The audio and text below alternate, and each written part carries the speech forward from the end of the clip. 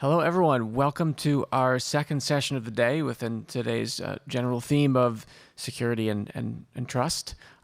We want to make sure everyone leaves here with a valuable education in the world of cybersecurity. So I can start out by letting you know, and if you want to interpret the titles of our sessions, the important thing is that trustworthy is good and trust is bad. So that's why one's in a negative position and one's in a positive position in these two session titles.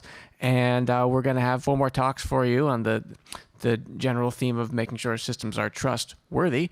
And I'll be kicking us off by talking about cryptographic software. So hello, I'm Adam Chlipala. I'm a professor in ECS and CSAIL, and we had some good setup in the first session earlier today about all the ways that cryptographic software is delivering value in the world today. And that means it's important that that software actually does what it's supposed to do, or all the warranties are voided. So in this talk, I'm going to start out by giving a little background on some of the important kind of inner loop code that makes cryptographic software practical. I'll tell you a little bit about general kind of tools that we use to get confidence in the correctness of software. And then I'll present Fiat Cryptography, which is a project that applies those theorem-proving tools to the world of cryptographic implementation, and then I'll share some of our latest results on making this kind of tooling even more practical. So let's start out with one example that we're interested in being able to support with the tooling that I'll present. So whenever your web browser wants to talk to a web server of a major internet service, at least, it wants to do so securely, and the owners of the web server have gotten a hold of a public-private key pair and a certificate where some authority says whoever knows this private key is the following company. And so your browser wants to actually talk to that company. So it goes through what's called a key exchange protocol with the server to get some sort of shared secret that only these two parties know. And after that works correctly, there's a symmetric cryptographic key stored on just those two machines. And next, the browser wants to make sure that whoever it just talked to is the company that it meant to talk to. So it somehow gets the server to send over the public key and certificate, can check those, and then also ask the server to generate a digital signature using its private key. And in this way, the browser can be convinced that it really is talking to the party that it meant to. And at this point, we can just use that symmetric key for the rest of the communication on this session. The symmetric version of crypto is typically a lot faster, so this is a practical choice. But still, the first 2 stages of that process use public key cryptography, and we do care about their performance because you might have many repetitions of this protocol in the course of loading a single web page. There might be many different images and files that need to be loaded, and they might have different connections like this. So we do want to optimize this code for the public key crypto, and we want it to be correct and secure. And I was surprised to learn that one of the biggest challenges to doing that is arithmetic. In particular, big integer modular arithmetic is a tricky kind of code that underlies practical implementations of cryptographic protocols. How hard can arithmetic be, right? Let's just hope that we have some good coders out there who build libraries, and we all reuse them, and they take the time to do this right. The reason this is still hard is that there's a moderately large set of different algorithms that matter in, say, internet standards. They're typically parameterized by large prime numbers, and different standards might have different prime numbers that are selected. And then there's a non-trivial set of different kinds of hardware architectures where when you know you're trying to get your code to run quickly on a different one of these, you'd actually write the code differently to get the best performance. So what that means is when you want to pick one little circle from inside each of those 3 clouds, and you pick a new combination that no one had chosen before, at least the state of practice before we started our project was that you had to find one of a small population of experts to re-implement all the code from scratch in C or assembly to get good enough performance. And as you might imagine, this is both time-consuming and also error-prone. There's a lot of opportunity to introduce bugs that could break all the security properties that you care about. So just a few examples of why you might be worried about the correctness of this code written by hand. Here's a comment pulled out of the reference implementation of an important cryptographic primitive from a collection of implementations used for benchmarking. Comment, which I think is written by an expert in the implementation of cryptographic software. Could this variable be negative? I don't know. Here's a citation to a paper. If someday you realize that it could be, then you better come back here and fix it. And so this is from this benchmark or implementation collection called SuperCop, which of course has this totally understandable expansion here. It's about implementations of elliptic curve cryptography. And there's another library that's actually so short that it was contained in 100 tweets. How bad could it be? Implementing elliptic curve cryptography, where a bug was found where there was a 1-character mistake in 1 out of 10,000 lines of assembly code. Not the easiest thing to catch by auditing or even by testing. That you could need a kind of clever corner case to reveal this bug. We looked up another bug in OpenSSL where there was some disagreement between the code that called the function and that function itself in terms of what conditions were expected on the arguments being passed, and this could actually lead to violation of the security properties of that function. And it turns out that there's just a really small probability of finding that bug through at least uniform random testing. So we can really benefit from some sort of more systematic approach to knowing that complex cryptographic software code bases are truly computing the mathematical functions that we want them to compute. So the approach that we're going after is one that's common to a lot of my group's research. I'll summarize it as end-to-end mechanized proofs of functional correctness. Let me explain these different phrases one at a time. Mechanized proofs means that we're doing mathematical proofs that systems behave themselves, but they are actually written out in source code and can be checked by algorithms. So we use a particular theorem proving package called COQ, C-O-Q, and you can feed in the source code of your real computer system to it, as well as a specification, a theorem statement written out in another source code language, and most importantly, the proof, written out in a language of mathematical deduction steps, and an algorithm checks automatically that these 3 parts agree with each other. And if the algorithm gives the thumbs up, then you know that you have a correct implementation of your program, at least with respect to the specification that you wrote down. We want to prove what's called functional correctness, a kind of deeper property than what I might call generic properties. I don't just want to show a program doesn't crash or something like that. I want to show the input-output behavior is right. It implements the mathematical function we care about in this case. And we're interested in end-to-end proofs, which means when large systems are naturally broken into pieces, we don't just want to go through separate correctness exercises for the pieces. We actually want to integrate the theorems of those pieces together into one full system theorem in a way that forces us to confront any misunderstandings between the authors of these different levels where they might interpret some formal interface in a different way that actually leads to an emergent bug in the whole system. Yes?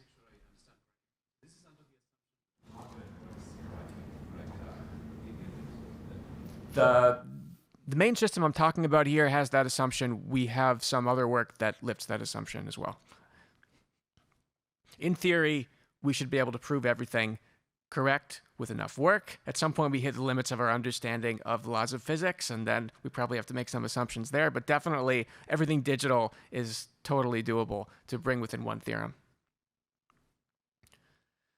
Okay, so our solution, which was in a paper published in 2019, was trying to tackle this problem for the domain of elliptic curve cryptography.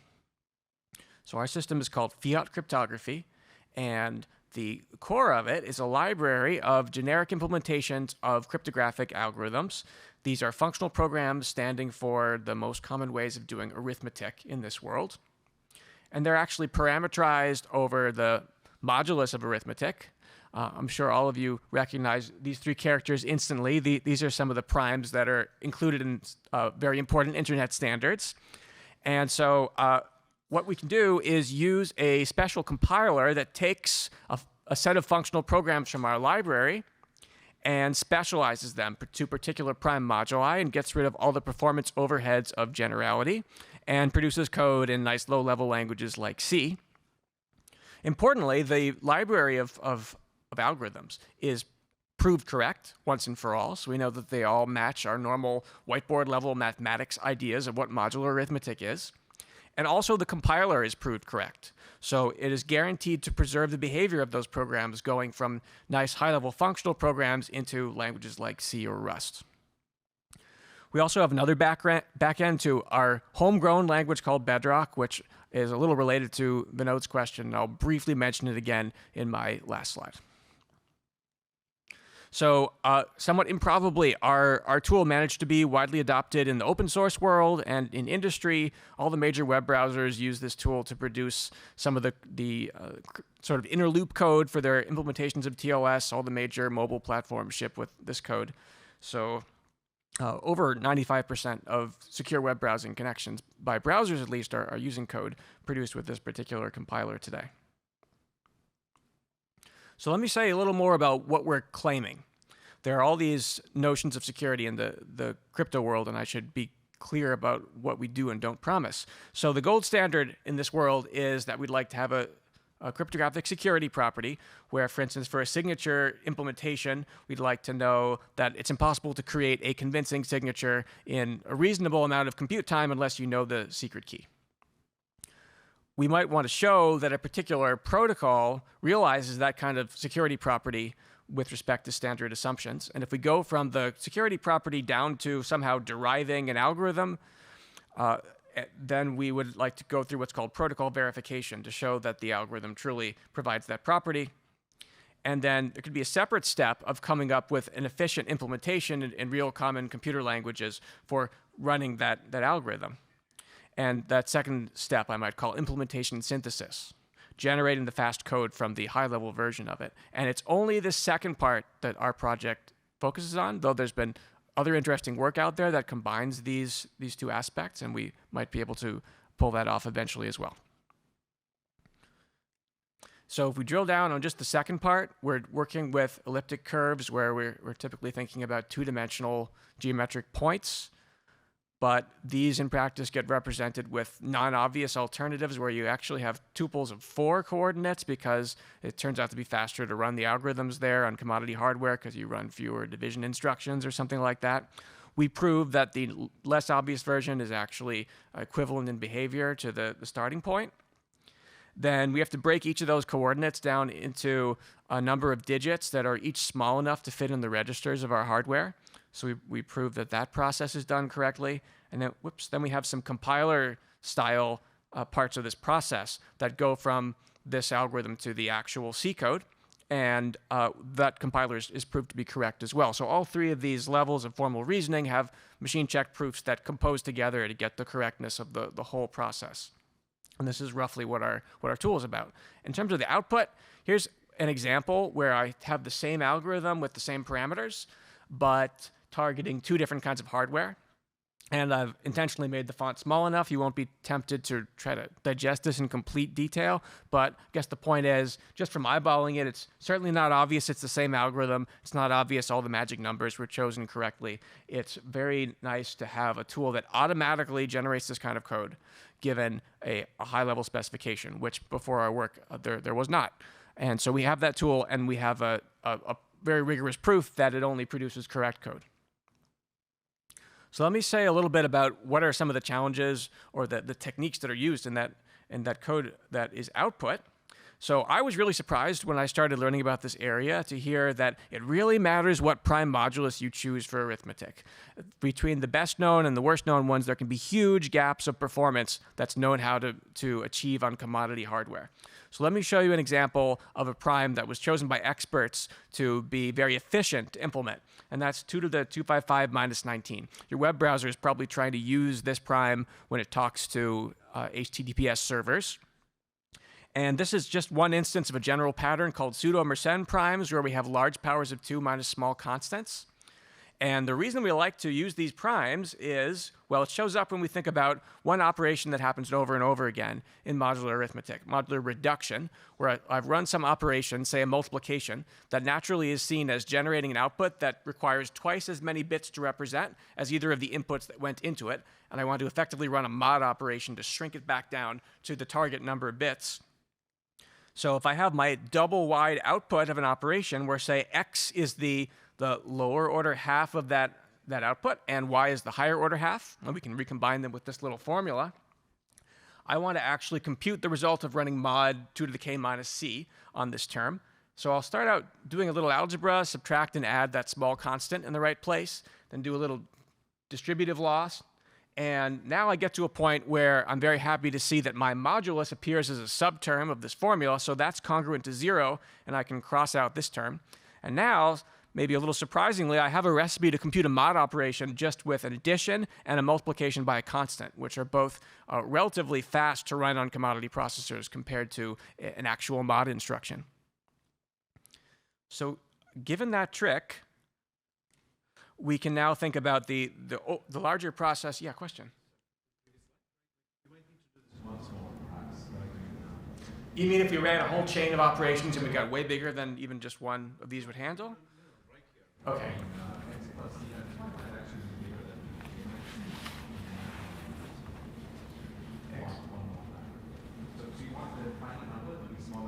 All right, so there's another element here that comes down to separate reasoning about upper bounds on the intermediate values that are computed to make sure that this will still be okay. And you're right, in general, you might need a chain of these reduction operations.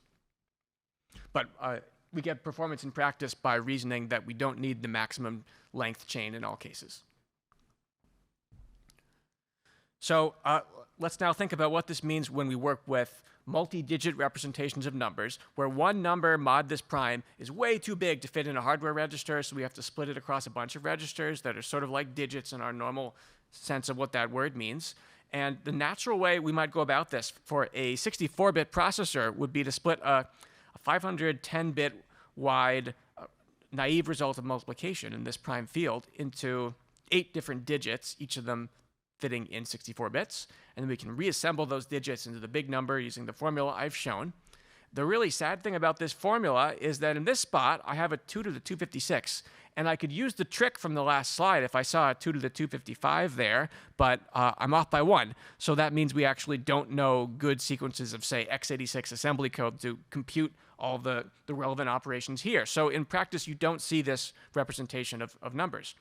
Instead, we're not even going to use all the bits in a 64-bit register. Instead, we're going to break the output into 10 different digits of 51 bits each.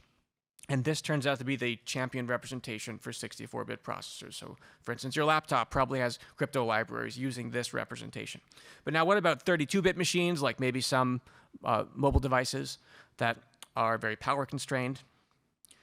Well, then we'll just split each of those 51-bit digits into two 25.5-bit digits, and now we're good. And while we wait for Intel to release half-bit registers next year, we'll just have to compromise and keep successively rounding up and down the bit widths of these digits. So now we're in an even weirder state where we don't even use the same number of bits for each digit, but believe me, this is the standard way that a library for 32-bit machines would represent this kind of number.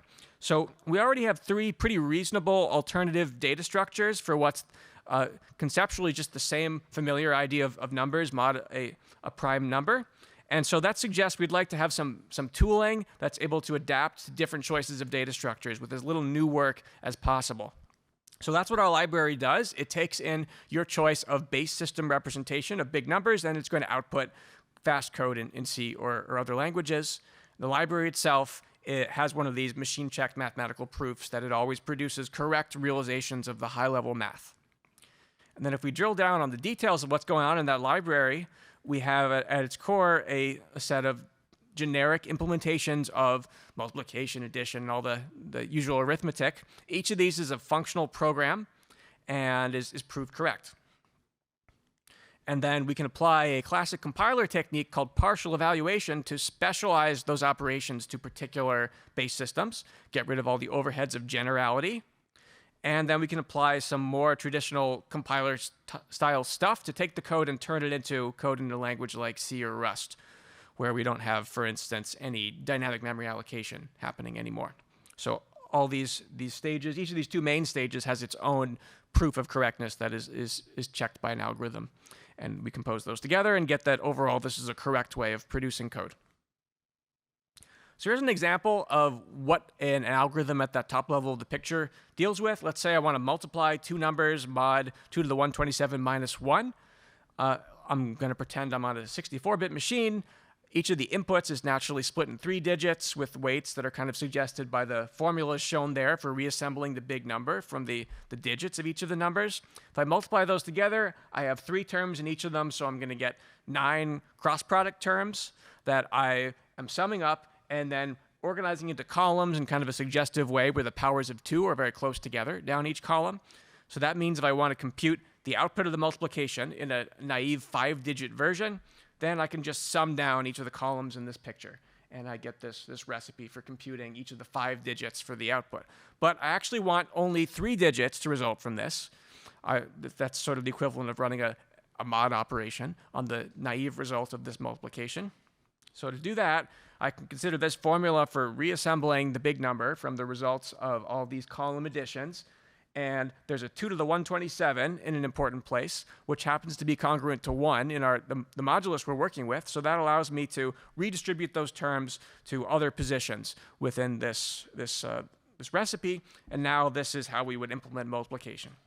So you can probably believe that if you spend a little time staring at this, you'd be able to write, I don't know, a Python program that generalizes this recipe for multiplication, where it takes in your digit representation scheme and is able to produce the version of multiplication for that scheme. So that's what we did for this kind of multiplication, a few other multiplication algorithms for other kinds of arithmetic. Each of those is written as a functional program in the theorem prover that we use, and each is proved to match the normal whiteboard level idea of modular arithmetic.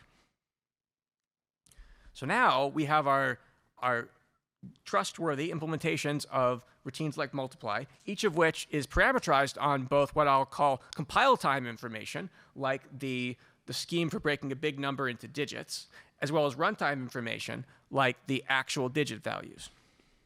So we can specialize one of those routines to the compile time part, and then try to simplify it as much as possible, getting rid of all the overheads that just come from trying to be as general as we can. Now, we don't need that since we know what the parameters are. And take my word for it, each of these specialize and reduce steps, I won't even speak the words that appear here for the experts. These turn out to match very nicely with features that are built into the particular kind of theorem proving technology that we use. So it was a very natural fit, even though probably most cryptographers wouldn't have guessed that this type theory stuff is useful for optimizing these routines. So as an example of what that process produces, if I define a function shown on the top line of this quick code excerpt that gives me the weight of each one of the digits in my representation, using the version we saw earlier for 32-bit representation of 2 to the 255 minus 19, then I can state a code generation goal with this example command that says I'm going to take in 2 10 tuples of integers and output 1 10 tuple of integers that correctly represents modular multiplication. We can run some automation in our framework, and then out comes this monster, which is a description of exactly the multiplication recipe that makes sense here. It has some scary magic numbers that we're glad we didn't have to compute. But also, it's not quite a C program yet, so there's another step we want to run once we get this kind of medium level version of the algorithm. So we can start from an expression like I showed you, and then we turn it into a syntax tree, we apply some standard compiler optimizations, and then we flatten it into a form where every intermediate computation gets an explicit name as a variable, and then we need to infer bounds for those variables, and basically trying to, I'll skip some of the details here. We want to assign each of these variables the smallest integer type that's large enough not to cause any overflow. So we have a compiler pass and a proof for it that accomplishes that goal. So let me speed up here a little bit. I just want to show you that we ran a bunch of experiments generating a code for a bunch of elliptic curves that we found online in a mailing list that were sort of asserted as relevant. And this graph shows the performance we were able to get automatically generating all the code for these elliptic curves corresponding to different large prime moduli. Compared against the previous best-known totally generic implementation of this stuff, the GNU multi-precision library. These results are on a 64-bit laptop with an x86 processor. These are on a 32-bit ARM mobile phone, and we're often getting about a 5x performance improvement versus this library. This library is typically not used in practice for cryptography. Instead, like I mentioned, the experts handwrite code in C or even assembly. These results for P256, one of the most common elliptic curves, show that we generated the fastest C code, which is roughly true for all the elliptic curves. We're in the equivalence class of fastest C code, and there was a small gap for the compared to assembly code, where we were about a factor of 2 off. And I'll just mention in some work that we published last year, we were able to extend our pipeline to generate assembly instead of C. And we rely on random program search, where you can get your cluster churning away, trying many small edits to an assembly program and benchmarking each one on the actual processor generation you want to run it on eventually. And we just go through this loop, moving around instructions, changing instructions, and in the end, running an equivalence checker that we built and formally verified that can tell you if an assembly program actually computes the same mathematical function as a C-like program. So by putting this formally verified equivalence checker at the end of a random code generation loop, we're able to maintain the strength of our theorems, and indeed even give stronger guarantees, because now the theorem applies to assembly code instead of C code. You don't have to trust GCC or Clang anymore, and nonetheless have this be a completely automated process. And I think I'll fast forward past the rest. Just mentioning one more thing, there was a question about, do we trust the hardware?